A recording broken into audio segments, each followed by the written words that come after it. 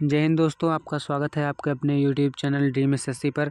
एक बार फिर से आपके लिए लेके आ चुके हैं मोस्ट इम्पॉर्टेंट क्वेश्चन का प्रैक्टिस सेट, जो कि प्रीवियस ईयर में पूछे गए हैं और दो तीन बार कई प्रश्न इनमें से पूछे गए हैं।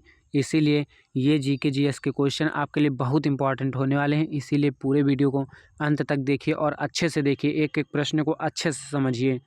अगर आप चैनल पर नए हैं तो चैनल को सब्सक्राइब कर लीजिए और वीडियो को लाइक कर दीजिए। चलते हैं अपने पहले क्वेश्चन की ओर। हमारा पहला क्वेश्चन है, असहयोग आंदोलन के प्रस्ताव की पुष्टि दिसंबर 1920 में आयोजित भारतीय राष्ट्रीय कांग्रेस के वार्षिक अधिवेशन में की गई। कहाँ के वार्षिक अधिवेशन में की गई, ये आपको बताना है। भोपाल में, या फिर नागपुर में, या फिर सूरत में, या फिर मद्रास में। आपको बताना है कि कहाँ हुई थी। तो इसका राइट आंसर हो जाएगा हमारा नागपुर। कहाँ हुई थी तो बताएंगे नागपुर में हुई थी। नागपुर आपका बिल्कुल राइट आंसर हो जाएगा।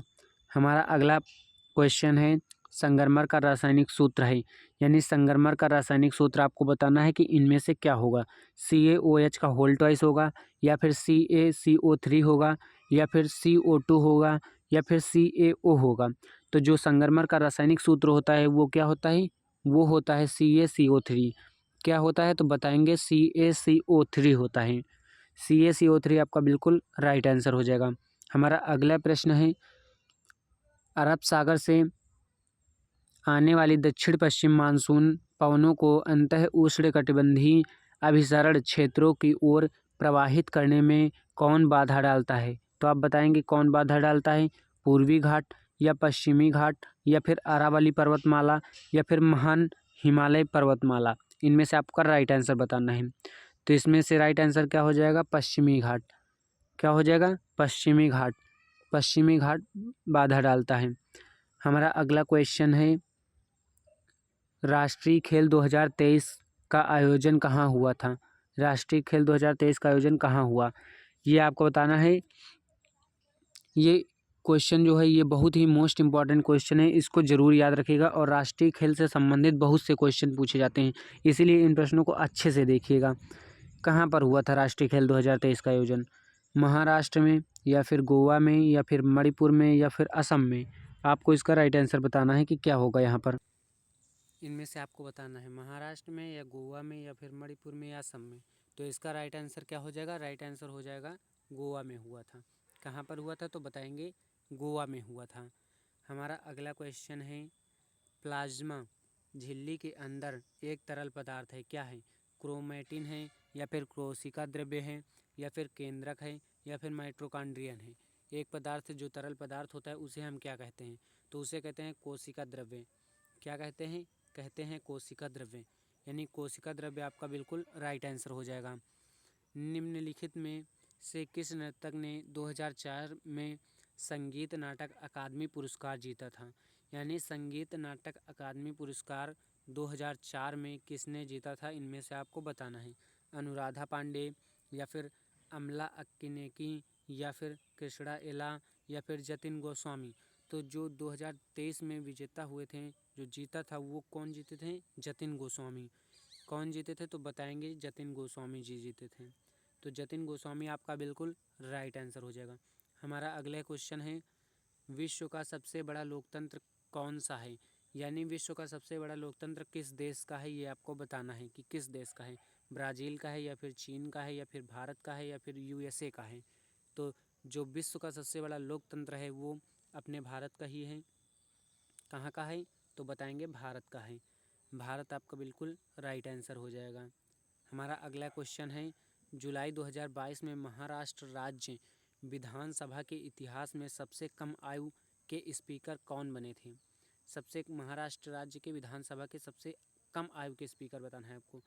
साजन शाह, या फिर राजनाथ सिंह, या फिर संदीप माहेश्वरी, या फिर राहुल नार्वेकर। तो ये कौन से बने थे, ये बने थे राहुल नार्वेकर। कौन थे तो आप बताएंगे राहुल नार्वेकर थे। राहुल नार्वेकर आपका बिल्कुल राइट आंसर हो जाएगा। हमारा अगला क्वेश्चन है, करगा के सबसे पुराने त्योहारों में से एक है, यह देवी शक्ति के सम्मान में मनाया जाता है। कहाँ का करगा, कहाँ का सबसे पुराना त्यौहार है, आपको बताना है। केरल का है, या फिर तमिलनाडु का है, या फिर आंध्र प्रदेश का है या फिर कर्नाटक का है।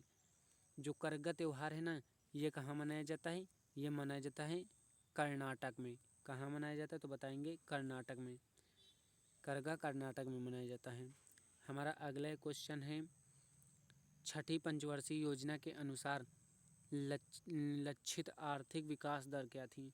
जो लक्ष्य था, विकास दर का लक्ष्य था, क्या था? लक्ष्य था, वो कितना था छठी पंचवर्षीय योजना के अनुसार? 6.0 था या फिर 5.8 था या फिर 5.2 था या फिर 6.3 था? आपको राइट आंसर बताना है कि इनमें से क्या होगा। तो जो विकास की जो हमने सोचा था, यानी हमारा लक्ष्य था, क्या था? लक्ष्य था छठी पंचवर्षीय योजना के अनुसार वो कितना था? तो बताएंगे 5.2। कितना बताएंगे? बताएंगे 5.2 था, यानी 5.2 आपका बिल्कुल राइट आंसर हो जाएगा। हमारा अगला क्वेश्चन है, संगठित क्षेत्र में कताई और बुनाई, यानी कताई मतलब काटने का काम और बुनाई मतलब बुनने का काम को छोड़कर संपूर्ण वस्त्र मूल्य श्रृंखला में कौशल विकास और प्लेसमेंट उन्मुख प्रशिक्षण प्रदान करने का प्रयोजन रखता है। सेवा योजना रखता है या फिर समर्थ योजना रखता है या फिर मर्चेंडाइज एक्सपोर्ट फ्रॉम इंडिया योजना रखता है या फिर संसद सदस्य स्थानीय क्षेत्र विकास योजना रखता है। तो इसका जो योजना हो जाएगी, कौन सी योजना हो जाएगी? समर्थ योजना। कौन सी योजना हो जाएगी? तो बताएंगे समर्थ योजना है।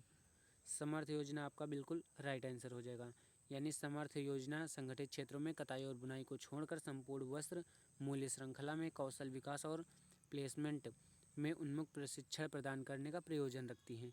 कौन सी योजना? तो समर्थ योजना। हमारा अगला क्वेश्चन है, यदि सार्वजनिक ऋण से भविष्य में निर्गत में वृद्धि खाली स्थान दिया गया है और कहा गया होती है तो यह एक प्रकार का बोझ है। क्या होती है? वृद्धि कम होती है या फिर बढ़ती है या फिर वृद्धि विस्तारित होती है या फिर वृद्धि आवर्धित होती है? तो इसका राइट आंसर क्या हो जाएगा? वृद्धि कम होती है। यदि वृद्धि कम होती है तो यह एक प्रकार का बोझ है। क्या हो जाएगा? वृद्धि कम होती है तो एक प्रकार का बोझ है, यानी कम आपका बिल्कुल राइट आंसर हो जाएगा। हमारा अगला क्वेश्चन है, निम्नलिखित में से एक खाद्य फसल है, इनमें से कौन सी एक खाद्य फसल है? ये आपको बताना है कि इनमें से कौन सी एक खाद्य फसल है? ये आपको बताना है कि इनमें से कौन सी एक खाद्य फसल है। जूट है या फिर रबड़ है या फिर कपास है या फिर चावल है? देखो, चावल ही तो खा सकते हैं केवल। क्या खा सकते हैं? चावल खा सकते हैं, यानी चावल आपका बिल्कुल राइट आंसर हो जाएगा। क्या हो जाएगा? चावल। चावल आपका बिल्कुल राइट आंसर हो जाएगा। हमारा अगला क्वेश्चन है, निम्नलिखित में से किस जलवायु में आप रबर की फसल नहीं उगा सकते? यानी जो रबड़ की फसल होती है वो किस जलवायु में आप नहीं उगा सकते हैं, ये आपको बताना है। उपोष्ण कटिबंधीय जलवायु में या फिर उष्ण कटिबंधीय जलवायु में या फिर भूमध्य रेखीय जलवायु में या फिर ध्रुवीय जलवायु में? आपको बताना है इनमें से कौन सा राइट आंसर होगा, यानी रबड़ की फसल जो है वो किस जलवायु में नहीं उगा सकते हैं। तो इसका राइट आंसर हो जाएगा ध्रुवीय जलवायु में। किस जलवायु में? तो बताएंगे ध्रुवीय जलवायु में। ध्रुवीय जलवायु आपका बिल्कुल राइट आंसर हो जाएगा।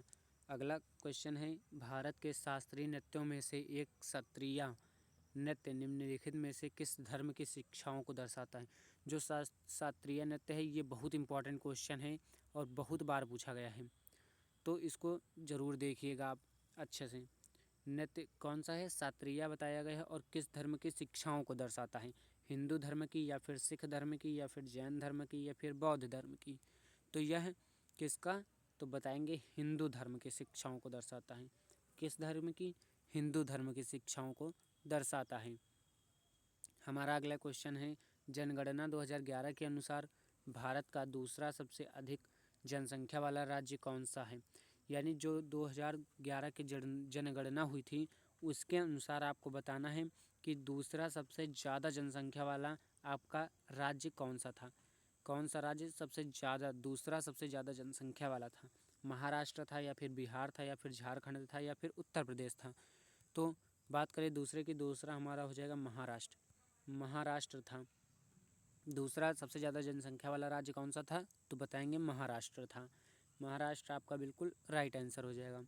अगला है, नवंबर 2022 में महाराष्ट्र में अंधेरी पूर्व निर्वाचन क्षेत्र से विधानसभा के सदस्य कौन बने थे नवंबर 2022 में?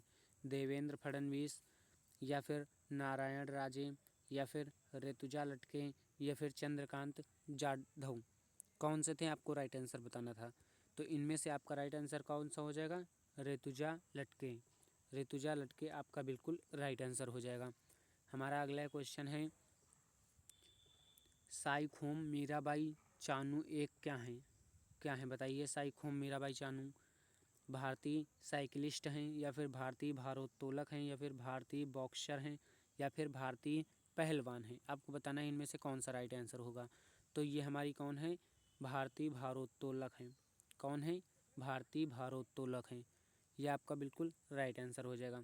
अगला हमारा क्वेश्चन है, सातवाहन साम्राज्य की स्थापना लगभग कितने वर्ष पूर्व हुई थी? यानी सातवाहन साम्राज्य की स्थापना बताना है कि आपका कितने वर्ष पूर्व हुई थी।